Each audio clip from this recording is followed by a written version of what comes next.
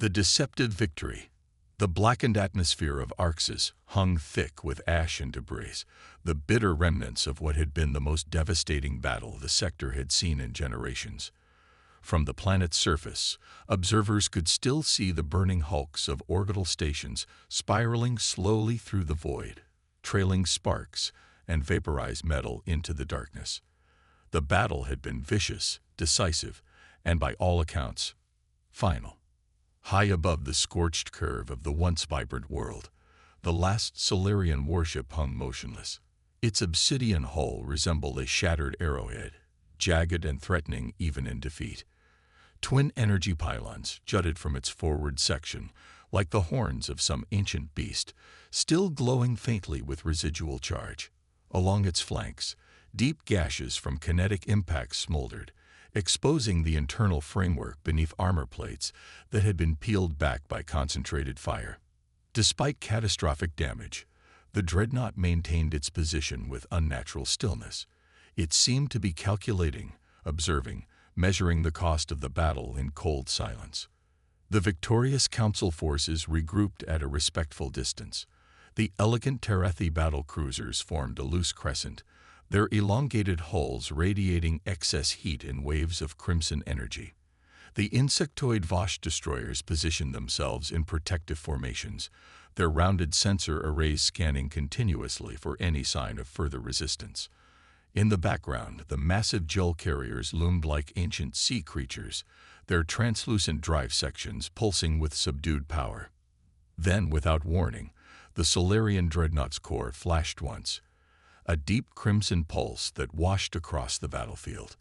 For half a second, every Council ship experienced a power fluctuation. It wasn't an attack. It was a farewell. The broken warship began to fold in on itself, the hull plates separating and reconfiguring in an impossible geometric pattern. Then it simply vanished. No hyperspace flash, no wormhole signature, just absence where once there had been presence. One by one, the scattered remnants of the Solarian fleet followed, not fleeing in panic, but withdrawing with calculated precision, each disappearing in the same methodical manner. The remaining Council captains hesitated, waiting for a trap or second wave. But none came, just silence and the slow drift of debris. Gradually, communications channels came alive with confirmation of victory. Arxis still stood, battered but unbroken. On the surface, the celebration began immediately. The immense Plaza of Unity in the capital city of Lyraxia thundered with the sounds of celebration as the first formation of victorious ships passed overhead. Holographic banners of triumph shimmered across towering structures, displaying the unified symbols of the Council races. The spiral emblem of the Terethi, the crystalline sigil of the Vosh, and the flowing trilateral mark of the Jull. Crowds roared in exultation as columns of armored infantry paraded through the capital's main throughways. The Terethi soldiers marched with elegant precision, their golden exo-armor gleaming in the planet's amber sunlight. The Vosh followed, smaller but more nimble, their multi-jointed limbs carrying ceremonial staves that pulsed with contained energy. The massive Jull brought up the rear, each step of their four-limbed forms shaking the ground beneath them, bioluminescent patterns flowing across their iridescent carapaces in displays of victory and pride. From high balconies, dignitaries addressed the masses. High Councillor Tarek, a silver-skinned Terethi with elongated features and piercing eyes, raised his arms dramatically. "Today is the day the galaxy reclaims its peace," he declared, voice amplified across the plaza. "The Solarian menace has been extinguished."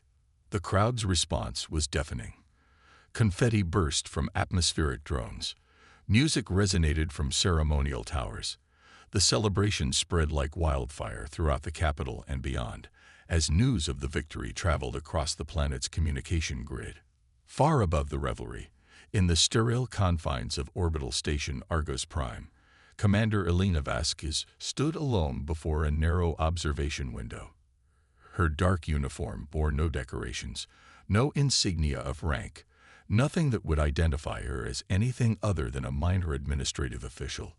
Her presence on the station was classified as observer status, a diplomatic courtesy extended to the human contingent during a recent conflict. In her hand, a compact display cycled through data feeds. Lines of information scrolled across the screen, shifting patterns that would appear meaningless to untrained eyes. But Vasquez saw what others didn't. Inconsistencies in the withdrawal, patterns that didn't match defeat but suggested something else entirely. She tapped a command, bringing up a secondary analysis.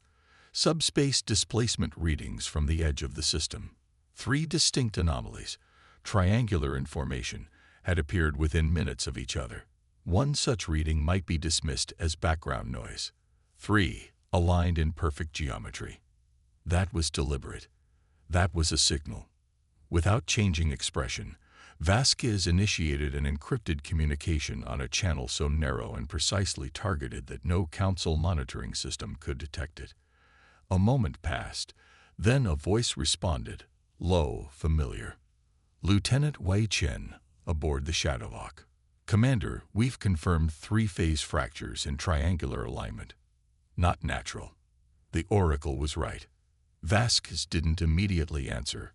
Her eyes tracked a 4th signal beginning to form at the system's edge. Faint, but with the same distinctive pattern as the others. Below, the skies above Arxis had turned gold with celebratory light shows. Alien children danced in synchronized patterns, and dignitaries raised glasses in toasts to lasting peace. Initiate Protocol Lazarus, she finally said, her voice betraying no emotion. Transmission pattern Delta. All sleepers to activate. Confirmed, came the response. Awakening sequence initiating. Vasquez closed the display and moved toward the exit. Nobody noticed her departure, just as nobody had paid attention to her arrival. To the council races, humans were logistics specialists, advisory personnel, at best. Technologically backward, politically insignificant, barely worth inviting to strategic planning. Their ships were considered outdated, their military doctrine primitive. Their presence at Arxis had been a diplomatic courtesy, nothing more. But the council races had miscalculated. Badly. The encrypted signal bounced from Vasquez's transmitter to a seemingly abandoned relay station at the system's edge. From there, it traveled along quantum channels deliberately buried beneath the standard communication framework the Council relied upon. The packet carried no identifying markers, just a string of coordinates and a simple activation code. Across multiple systems, hidden operatives received the transmission. None reacted visibly. They simply completed whatever mundane tasks they were performing, made excuses to their alien counterparts, and disappeared. Some piloted maintenance skiffs, others took commercial transports. All vanished within hours, their cover identities abandoned like shed skins. The same signal reached Captain Marcus Reynolds aboard a diplomatic transport docked at Arxis's main orbital corridor. He reviewed the decoded message in silence. SOLARIAN with the Patter and match is strategic regrouping. NALOSS immanent CUNTR offensive RECOMNENDTION. Initiate Protocol Lazarus. Authorization. Phoenix Actual. Reynolds forwarded the signal along secure channels to the true human fleet, ships that had never appeared on Council registries, vessels whose existence remained unknown to the galaxy at large. For while Earth had been dismissed as a minor power with limited technological capacity, its leadership had been busy. While Council races watched human representatives sit quietly at diplomatic gatherings, nodding politely and offering little, the real work happened elsewhere. Throughout Council space, embedded human operatives had established a vast intelligence network. They posed as maintenance workers, cargo handlers, station technicians, physicians considered beneath notice by species that measured status by physical traits humans lacked. Each week, data flowed invisibly through this network: traffic logs, maintenance schedules, energy signatures, individually innocent but collectively revealing. The framework of this operation had been painstakingly constructed over decades, layer by layer, until it spanned the entirety of Council space. When the Solarians retreated, Council analysts celebrated victory. Human analysts saw something else entirely. The withdrawal patterns displayed none of the characteristics of defeat: no scattered flight paths, no degrading formations, no emergency jumps. Instead, the Solarians had pulled back with military precision, each ship moving through a geometric lattice that suggested preparation, not defeat. In the icy rings of Terrace IV, far from Council sensors, massive shapes began to stir. Black hulls that had laid dormant for years now hummed with renewed power. Systems awakened. Crews assembled at battle stations. These vessels bore no markings, emitted no signals, and generated no heat signatures that Council technology could detect. They were ghosts, and they were about to become very real. Commander Vasquez's final message of the day went to a single recipient, the captain of humanity's true flagship, hidden beyond detection at the system's edge. Let them celebrate. When the curtain falls, we'll be the ones holding the blade. The counterattack. Hydraulic systems hissed as the final access corridors sealed behind 30 meters of composite armor plating. Deep within the asteroid belt of the Terrace system, the dreadnought Hyperion came online, one subsystem at a time. There were no internal status announcements, no AI boot sequences, just the gradual rising hum of a predator awakening from enforced hibernation. In the main weapons bay, technicians in thermal suits made final adjustments to the primary cannon housing. The weapon was older than most Council fleets, a massive railgun powered by twin gravitational accelerators. Its casing had been stripped of all non-essential components and reinforced with heat-dispersing panels designed for sustained fire. Generator sync holding at optimal levels, Captain, reported Chief Engineer Amara Okafor, her voice clipped over the internal comm. Full charge achieved on both containment cells. Double-check the recoil compensation, Captain Soren Nakamura replied from the command deck. If the stabilizers lock during discharge, we'll tear ourselves apart on the first shot. Already programmed manual override sequences as backup. Nakamura stood motionless at the central console. Around him, his bridge crew moved with practiced efficiency, few words exchanged. The Hyperion represented an approach to warfare the Council races had abandoned centuries ago. No automated targeting, minimal AI assistance, just human hands, human eyes, and human intuition guiding every system. On the far side of the same asteroid belt, concealed within a naturally formed cavity inside a massive planetoid, the dreadnought Orion waited in complete darkness.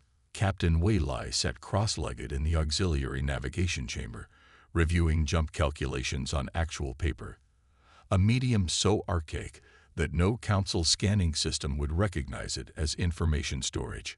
The jump system the Orion utilized had been deemed too dangerous by Council standards, a method of folding space between unstable gravitational points that risked catastrophic failure.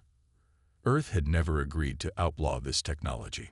Captain, came the voice of Lieutenant Sofia Rodriguez. Jump calculations verified. Holding pattern Delta is prepared. We didn't look up. Keep the engines cold. We move only on confirmed signal from Hyperion. From orbit, the asteroid belt appeared dead and lifeless, just rocks drifting in the void. But beneath the surface of selected planetoids, massive warships waited. Each had been built with a single purpose: survival at any cost. Redundant hulls, manual override for every system, weapons designed for raw power rather than precision. They were ugly, utilitarian, and deadly. Aboard the Eclipse, Captain Jamal Ibrahim oversaw the final calibration of the rotation system for the ship's rear-mounted mass driver, a weapon so primitive by Council standards that its effectiveness derived from that very simplicity. No targeting AI to hack, no plasma containment field to disrupt, just accelerated projectiles that could shatter cruisers. Rotation arrays misaligned by 0.4 degrees, reported Weapons Officer Maya Singh. Compensate with ballast adjustment in Section 5. Ibrahim responded. And if the hydraulics protest, bypass them, and use the manual spindles. Singh grinned. Old school. Ibrahim nodded once. We're not here to look pretty. At the system's edge, the Atlas drifted silently. Its ventral surface was completely covered in repurposed mining plates, irregular, jagged, perfect for deflecting scanning beams. Inside the tactical center, Commander Jackson Chen reviewed formation simulations on a holographic display. Dozens of projected ship positions hovered above the table, each representing potential enemy formations. They'll approach from Vector 37, he murmured. Maximum acceleration. Tripartite wedge formation. They'll expect resistance from Arxis' defensive grid. Lieutenant Emiko Tanaka adjusted the projection. Lead with destroyers or carriers. Carriers. They believe they've won. They won't expect anyone else to be here. Chen slid a marker across the display, illuminating the asteroid belt. They certainly won't be looking for us. Back aboard Hyperion, Nakamura stood at the bridge viewport, a narrow slit of transparent steel facing nothing but the cavern wall. His wrist display signaled an incoming transmission. Encrypted, direct channel, no trace route. He tapped to accept. A voice emerged. Commander Vasquez from Argos Prime. Sleeper Fleet, this is Phoenix Actual. Maintain shadow status until final confirmation. Begin positioning for intercept pattern Echo. Transmitting coordinates on secure channel. Acknowledged. Nakamura responded first.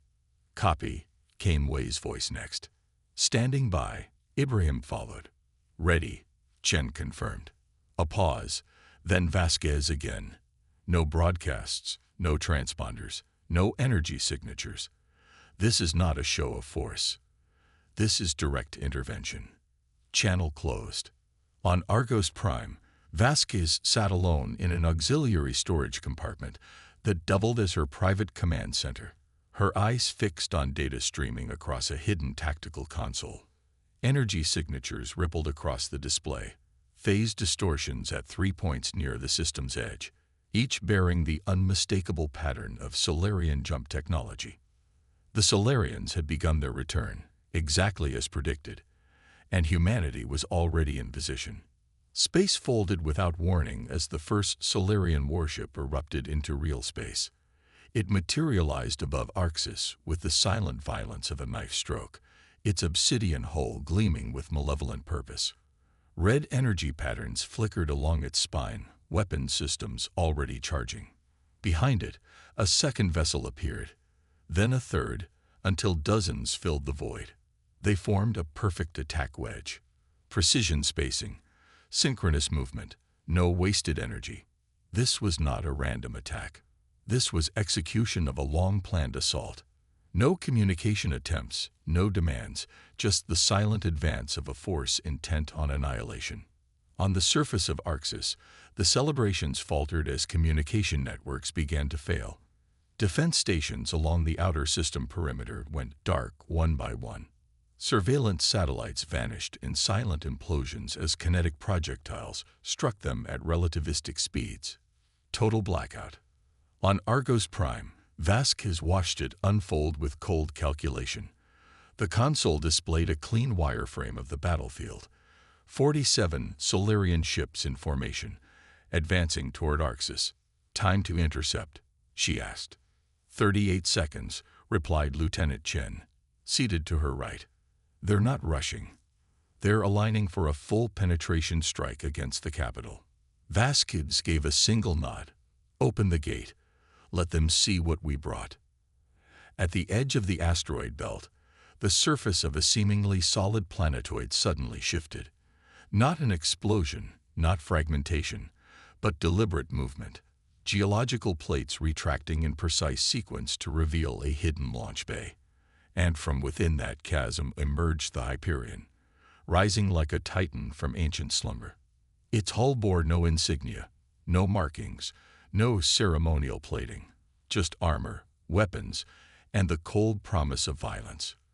Behind it, the Eclipse drifted upward, its rear section already beginning to rotate in slow calibration. The Orion held position momentarily before shifting forward like a blade being drawn. The Atlas moved last, its irregular silhouette barely visible against the backdrop of the asteroid field. Confirm separation, Vasquez ordered. All 4 ships clear, fully active, Lieutenant Chen responded. Let's begin. The surface of several more asteroids fractured along engineered fault lines, massive sections of rock, pulling apart to reveal what lay hidden beneath. Not 4 ships, but 14. An entire fleet of human dreadnoughts, each distinctive in design but united in purpose, surged forward in perfect silence. Hyperion took point, its forward batteries rotating into firing position without announcing their intent with energy signatures or targeting lasers. Behind came Eclipse, shifting sideways to bring its mass driver into alignment. Orion and Atlas moved in tandem, forming the corners of an attack square that mirrored the Solarian vanguard. Target priority. Command vessels. Eliminate their communication relays first, Vasquez ordered, her voice devoid of emotion. Acknowledged, came Nakamura's response. Then, a heartbeat of silence. Weapons free. Hyperion fired. Its main railgun discharged without sound, just the momentary distortion of space as a hyper-accelerated projectile tore forward. Half a second later, a Solarian cruiser at the formation's edge convulsed. Its hull compressed inward before splitting along its length, debris spiraling outward in high-velocity clouds. The ship didn't explode. It simply ceased to exist as a unified structure. Eclipse followed immediately, its rotating mass driver releasing 3 sequential bursts that struck the edge of the Solarian spearhead formation. 3 attack ships folded under the impact, their defensive fields overwhelmed before they could fully activate. Jump now, Way ordered aboard Orion. A burst of spatial compression, and the dreadnought vanished, only to reappear directly inside the Solarian flank, between 2 cruisers still adjusting their formation. Before either could react, Orion's lateral cannons discharged simultaneously. 1 cruiser disappeared in a flash. The other drifted away in 2 perfectly bisected halves, both burning silently as they tumbled through the void. Aboard the Solarian command ship Terminus, Supreme Commander Xalithar loomed over the sunken control pit. His elongated form, nearly 3 meters tall, remained perfectly still as chaos erupted across tactical displays. Faceted eyes reflected the emergency lighting that had bathed the bridge in crimson glow. Impossible, hissed his first tactician, manipulating controls with rapid movements of triple-jointed appendages. No vessels were detected in this system apart from Council forces. Yet we die nonetheless, Xalithar replied, voice like grinding stone. Identify attackers. The tactical officer hesitated. Configuration unknown. No energy signatures matched Council registry. No transponder codes. No recognized. He stopped, focusing on a new data stream. Commander, we are receiving impact analysis from surviving forward ships. Kinetic weapons, solid projectiles. Primitive but extremely effective. Xalithar's outer membrane pulsed once, the equivalent of narrowed eyes. Primitive kinetics. Show me visual confirmation. The main display shifted, cycling through fragmented feeds from surviving vessels. Blurry images appeared, dark shapes moving against the stars, angular and utilitarian. No sleek lines like Terethi vessels, no organic curves like Jal carriers, just blocky, aggressive silhouettes bristling with protruding weapon mounts.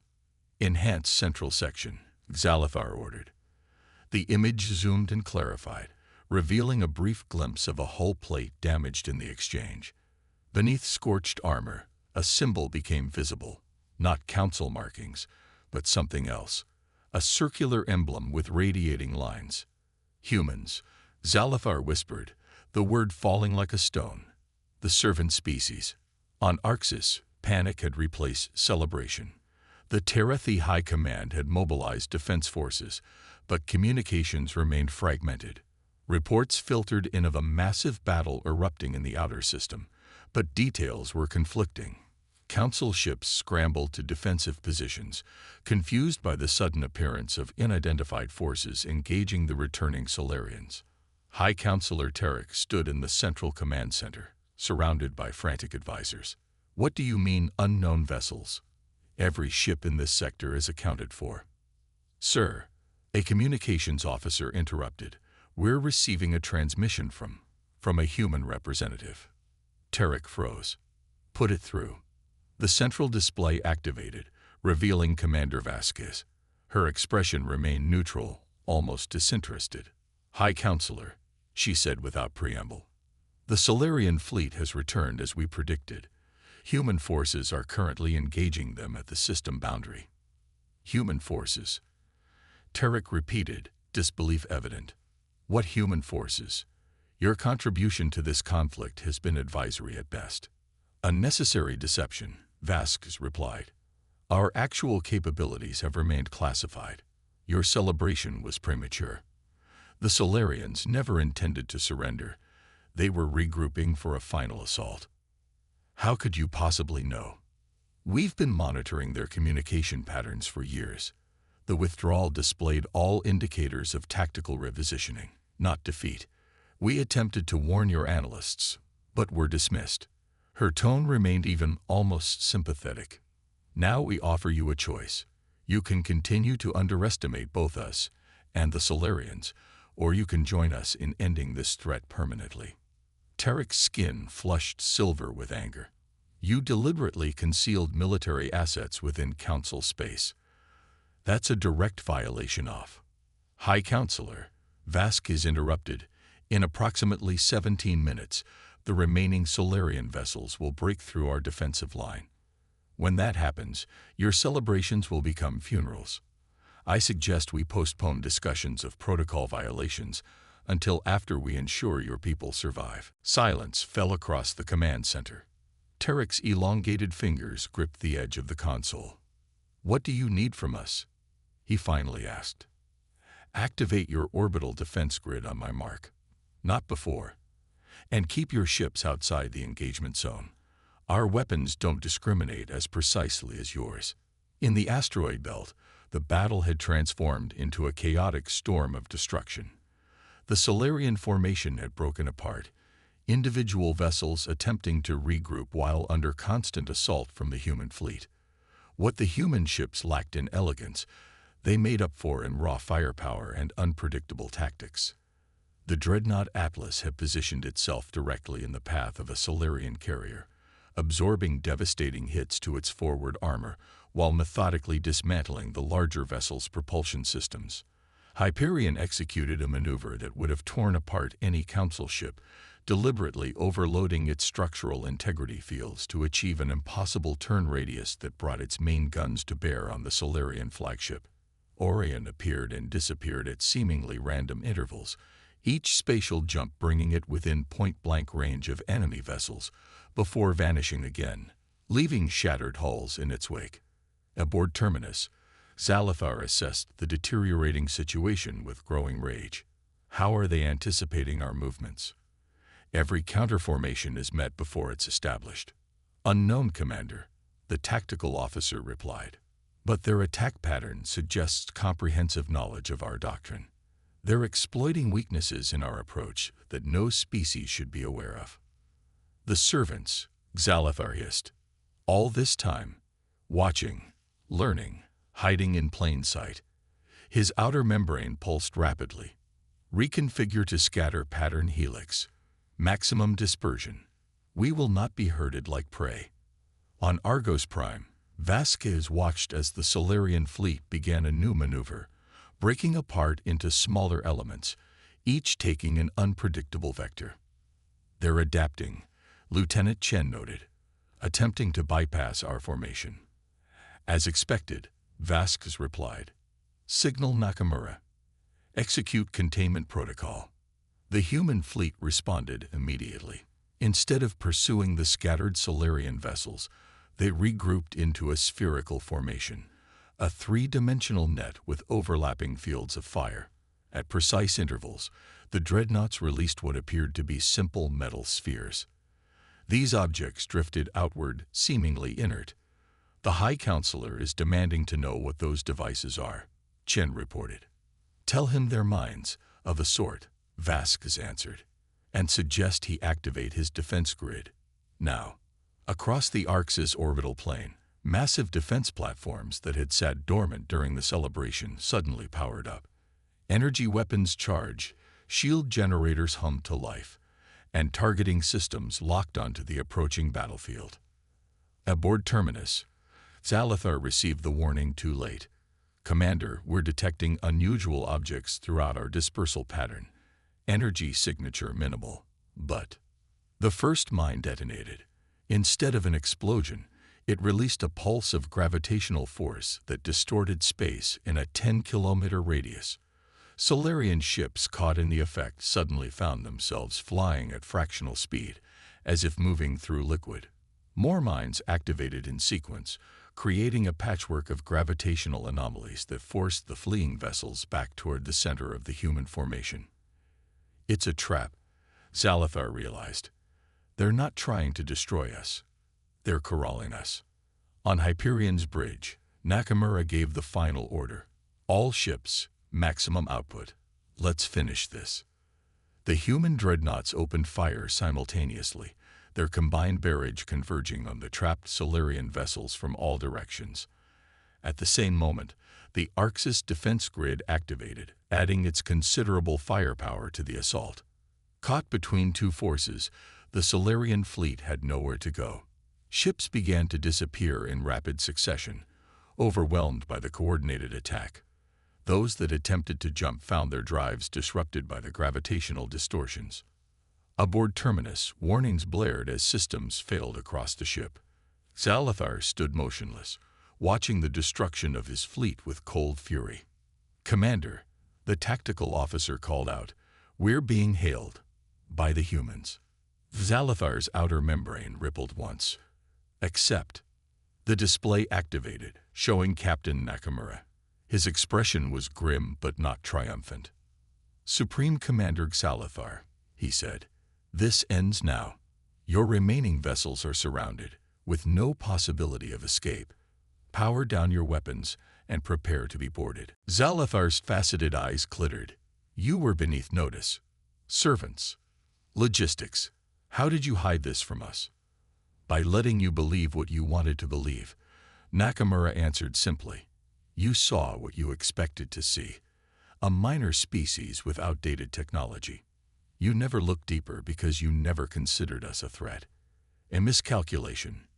Zalathar acknowledged. "One I will not repeat when next we meet." "There won't be a next time," Nakamura replied. "Your choice now is simple. Surrender and live or continue and die. You have 30 seconds. Zalathar stood motionless for 28 of those seconds. Then, with deliberate slowness, he pressed a command on the console before him. "Signal all remaining vessels," he ordered. "Power down weapons systems. Prepare for boarding." As the Solarian fleet surrendered, the human dreadnoughts maintained their positions, weapons still trained on their targets.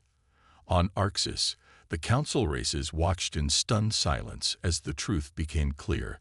They had been protected by the very species they had dismissed as insignificant. On Argos Prime, Commander Vasquez received the confirmation of Solarian surrender with a single nod. She opened a channel to High Counselor Tarek. "The immediate threat has been neutralized," she reported. "We'll begin securing Solarian vessels for inspection." Tarek's expression was a mixture of relief and indignation.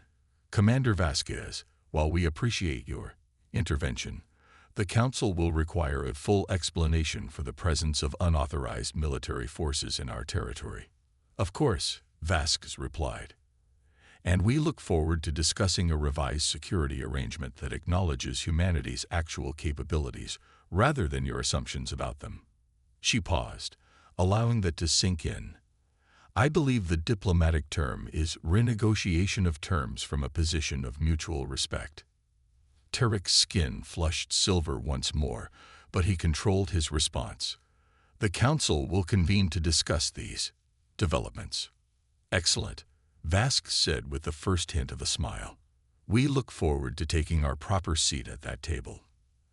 As the transmission ended, Lieutenant Chen turned to her. "They're not going to forgive this easily."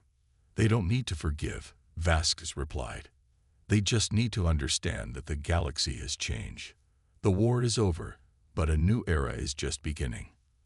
Across the battlefield, the human dreadnoughts held their positions, silent sentinels against the stars. The servants had shown their teeth, and the galaxy would never see them the same way again.